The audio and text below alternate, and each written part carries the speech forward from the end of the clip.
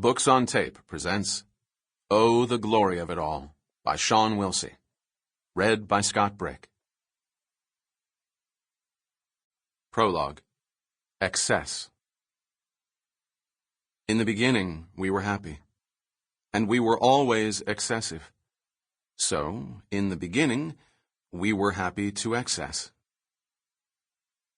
We were Mom and Dad and I, 3 palindromes, and we lived 800 feet in the air above San Francisco, an apartment at the top of a building at the top of a hill, full of light, full of voices, full of windows, full of water and bridges and hills. Mom was the center. Mom was irresistible. Whatever she was saying or wearing or smelling of was captivating. All our senses were attuned to her.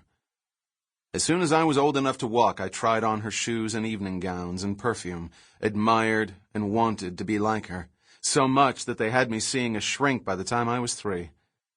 The shrink said I needed to spend more time with my dad. But how? Mom was irresistible. Mom was a writer. Most days she was at her desk, on the phone, with a yellow legal pad in front of her. Mom wrote books and a column for the San Francisco Examiner. I came to see her first thing when I got home from school. My mom, the author, I thought. When she saw me, she smiled, waved, and mouthed the word tab. I reversed the maneuver 99.9% of my gender performed upon seeing her and went away, back down the long upstairs hall to the bar off the den.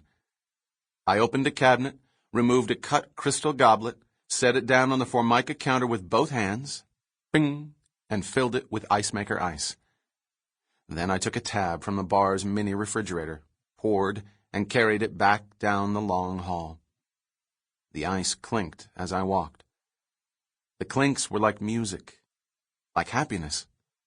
I jostled the tab for joy, made it sizzle up out of the goblet at me like a miniature stadium full of applause. Mom had published 2 books. One about throwing parties, one about battling malevolent ghosts, and was working on a 3rd, about her childhood in Texas and Oklahoma. As far as I could tell, Dad's job was to please Mom. He was solicitous and full of care. He gave Mom everything she wanted. He helped her want things she did not know to want. Early every morning, Mom, Dad, and I took walks around Russian Hill in matching blue jumpsuits with white piping, Royal Tannenbaum style. One Sunday, on a shrink-mandated father and son outing, Dad took me across the bay on the ferry, recreating the commute he made as a boy, before the Golden Gate Bridge was completed, from Catholic school in San Francisco to his home in Marin. Halfway there it started to rain, and we didn't have any umbrellas, so when we arrived we stood in a doorway near the water. Dad hadn't shaved since Friday morning before work, and he looked rough. Even I could see it. Our matching jumpsuits were sad without Mom. Dad lit a cigarette. We looked out at the water. A man with a box and an umbrella strode past, glanced at us, stopped 50 feet on, turned, walked back, and handed the box to Dad. "I can't give you anything else," he said, "but take this." Dad said, "Thank you," and took the box. The man looked at me, looked at the ground, walked away.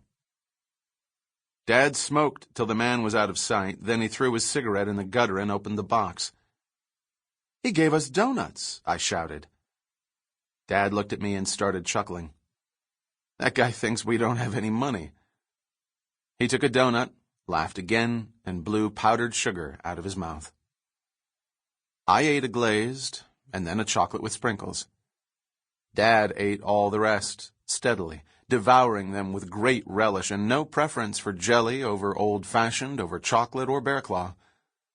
Only pleasure and great amusement. At home, I was either left alone or overwhelmed with attention. Mom and Dad were either oblivious or hyper-aware.